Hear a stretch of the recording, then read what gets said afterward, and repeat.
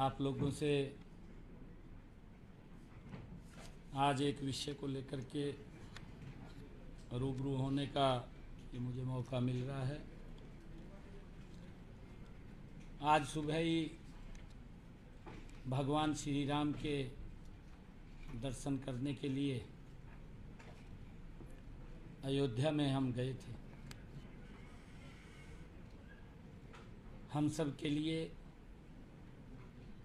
ये बड़े गर्व की बात है, लंबे समय के बाद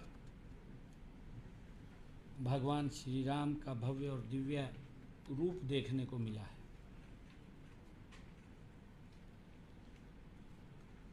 श्री राम लला के दर्शन 2.5 करोड़ हरियाणा वासियों के सुखद भविष्य के लिए आने वाले 100 दिनों में हम कड़ी मेहनत का संकल्प लेते हुए हरियाणा के लोगों की आकांक्षाओं और अपेक्षाओं को पूरा करने का हम कार्य करेंगे। और अभी एक फैसला भी माननीय सर्वोच्च न्यायालय का आया है, जो सोशल इनकम को लेकर के हमने अपने प्रदेश के गरीब विधवाओं, गरीब अनाथ बच्चों और दशकों से सरकारी नौकरियों से वंचित गरीब परिवारों के सदस्यों, विमुक्त जातियों और घुमंतु जातियों के उन गरीब परिवारों को जो न तो शेड्यूल कास्ट में आते हैं और न ही बैकवर्ड क्लास में आते हैं, तथा कच्चे कर्मचारी जो अनुभव के आधार के ऊपर हमने कुछ अंक हमने देने की हमारी वर्ष 2018 से चली आ रही इस नीति को के ऊपर आज सुप्रीम कोर्ट का फैसला आया है। इस फैसले का हम सम्मान करते हैं। अगले 100 दिनों में, मैंने पिछले दिनों ये बात कही थी कि हम हरियाणा में 50,000 भर्तियां करेंगे। हम उन 50,000 भर्तियों का आने वाले समय में ये संकल्प लेते हैं कि हम उसको पूरा करेंगे। परंतु आपके माध्यम से आज मैं 5 बातें हरियाणा के जनता के सामने पहुंचाना चाहता हूं। हमारी सामाजिक आर्थिक नीति अंत्योदय पर आधारित है। हम इस नीति पर अडिग थे, अडिग रहेंगे, अडिग हैं।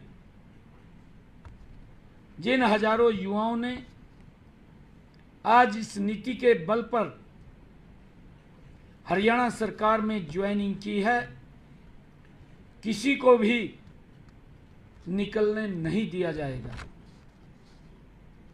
आज इस फैसले से सीईटी के एग्जाम पर कोई सवालिया निशान नहीं है। कांग्रेस के लोग इस फैसले पर ओछी राजनीति के लिए उल्टे सीधे बयानबाजी कर रहे हैं। वो झूठ फैलाने का काम कर रहे हैं, वो भ्रम फैलाने का काम कर रहे हैं। यदि कांग्रेस के लोगों को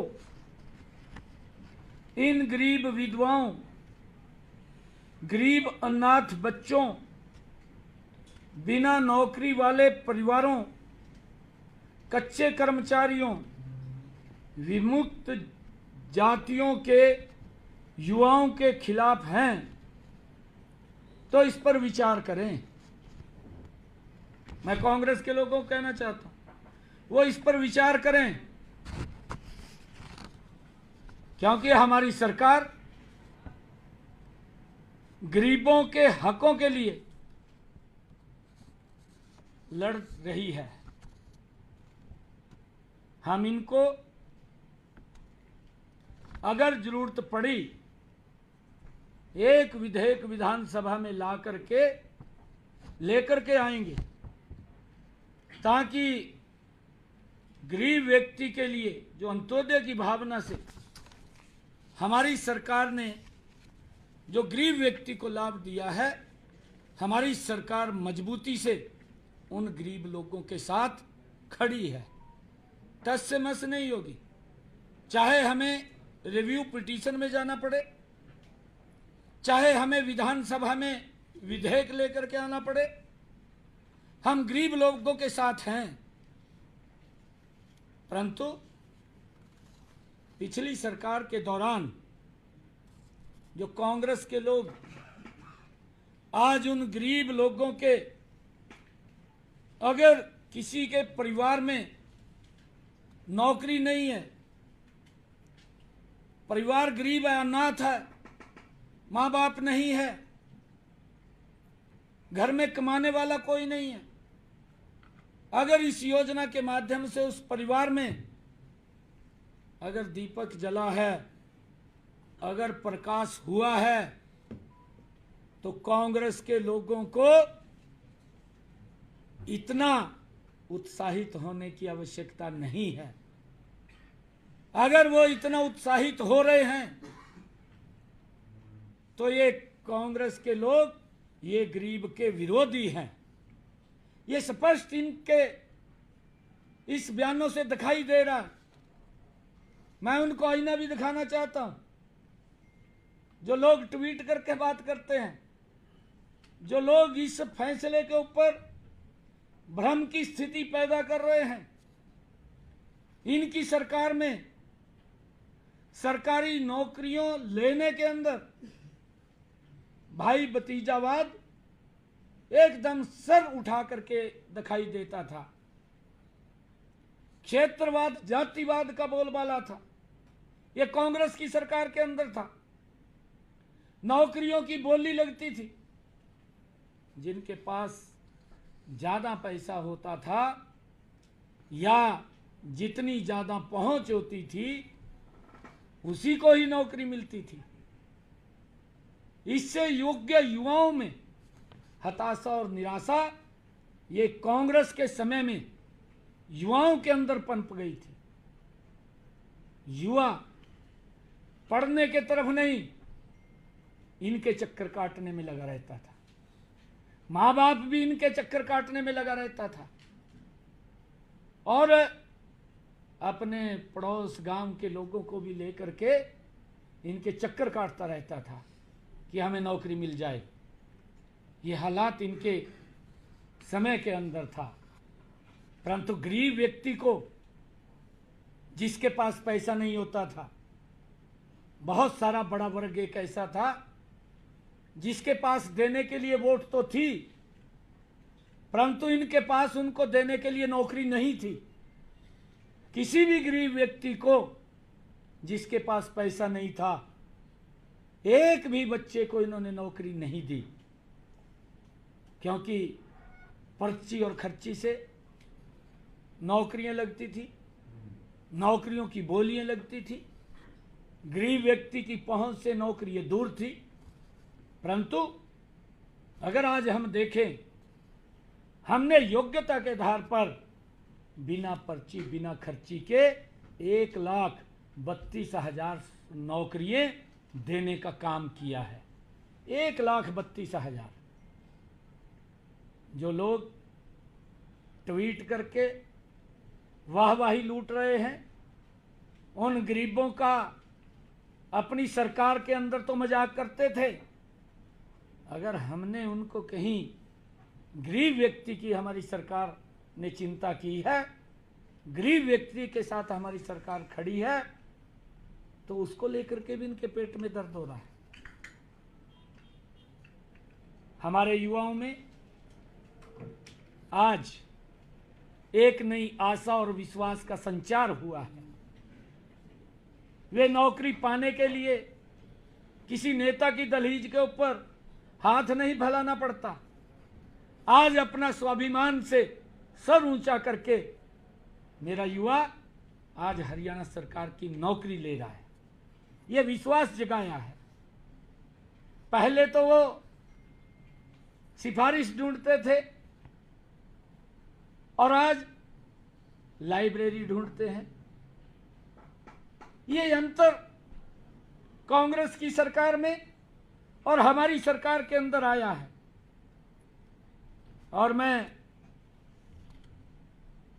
ये भी बताना चाहता हूं कि हमारे हाई कोर्ट की डबल बेंच ने भी 7 दिसंबर 2018 को माननीय उच्च न्यायालय ने सरकार के सामाजिक आर्थिक आधार पर हमने जो 5 अंक दिए थे, जिसका प्रावधान किया था, उसकी सराहना भी की थी।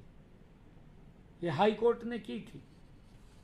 मैं बताना चाहूंगा कि हमने अंत्योदय के संकल्प को पूरा करने के लिए कमजोर वर्ग के 5 अतिरिक्त अंक देने की नीति 2018 के अंदर ये हमने बनाई थी।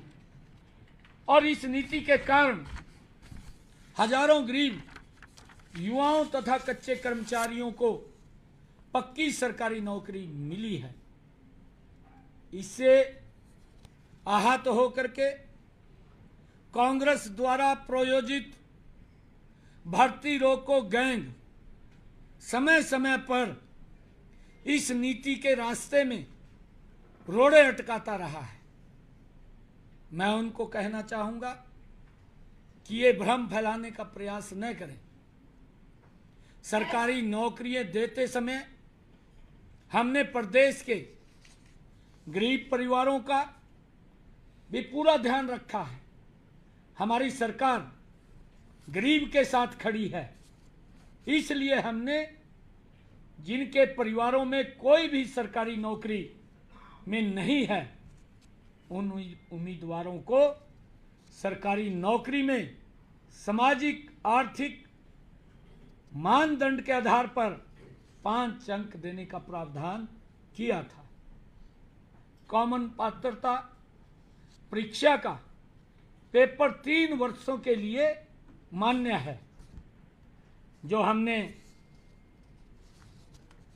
पेपर सीईटी का लिया, उस सीईटी के अंदर ये हमारे कांग्रेस के एक ऐसे नेता हैं जिसको जानकारियां भी अधूरी रहती हैं, और वो एकदम से कोई भी निर्णय आता है, उस निर्णय की जड़ों में जाने की बजाय तुरंत एकदम भ्रम की स्थिति और झूठ फैलाने का काम करता है। और उस व्यक्ति ने, मैं हैरान इस बात से हूं कि वो बुद्धिजीवी भी बनता है, परंतु किस प्रकार से वो एकदम से उतावला हो जाता है। मैं तो ये कहना चाहूंगा कि कांग्रेस की सरकार ये अपने गिरेबान में झांक करके देखे अपने समय के कार्यकाल को, जिस कार्यकाल के अंदर वो मंत्री भी रहा है, जिस कार्यकाल में इस विधानसभा का सदस्य भी रहा है। ट्वीट करके सुरजेवाला साहब ने ये आरोप लगाए हैं। उन्होंने कहा कि ग्रुप डी में 13,50,000 अभ्यर्थियों ने रजिस्ट्रेशन किया और जिसमें 13,657 कुल पद थे।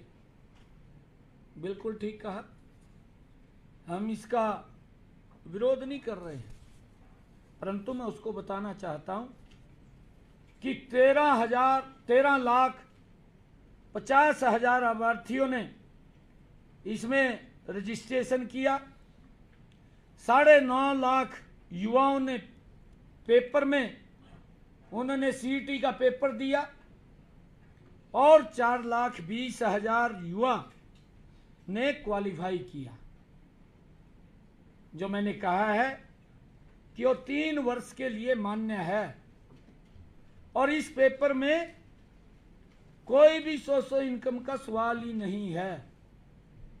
सीईटी से ही हम अगर किसी डिपार्टमेंट के अंदर कहीं आवश्यकता पड़ती है तो हम इसी सीईटी से जिन्होंने क्वालिफाई किया है इसी से उठा करके ही उन बच्चों को रजिस्टर करने का काम करते हैं। ऐसे 11,000 युवाओं ने अपनी नौकरी को ज्वाइन किया है और उसमें से 2,657 ऐसे बच्चे थे कि जो इस सोर्स ऑफ इनकम के कारण वो ज्वाइन करने थे, परंतु अभी हमने इन बच्चों के रिजल्ट को रोका हुआ था, हमने उनको ज्वाइन नहीं किया। और 11,000 जो बच्चे हैं जिन्होंने ज्वाइन किया है उनको किसी प्रकार की कोई दिक्कत, कोई समस्या नहीं है। मैं इसीलिए कहना चाहता हूं कि वो भ्रम की स्थिति ना फैलाए, एकदम ही वो उतावला हो जाता है। अरे अपने गिरेबान में तो जहां तू पहले तेरी सरकार क्या काम करती थी, तेरी सरकार के अंदर तो जिसमें तू मंत्री था किस प्रकार से नौकरियां बिकती थी उसका कोई सिस्टम भी नहीं था और कोर्ट इनको आईना दिखाने का काम करता था, उन बच्चों को भी बाहर करता था। परंतु आज मैं ये बात कहने के लिए आया हूं कि इन 11,000 बच्चों को किसी प्रकार की कोई भी दिक्कत, समस्या नहीं है, ये मैं कहने के लिए आया हूं।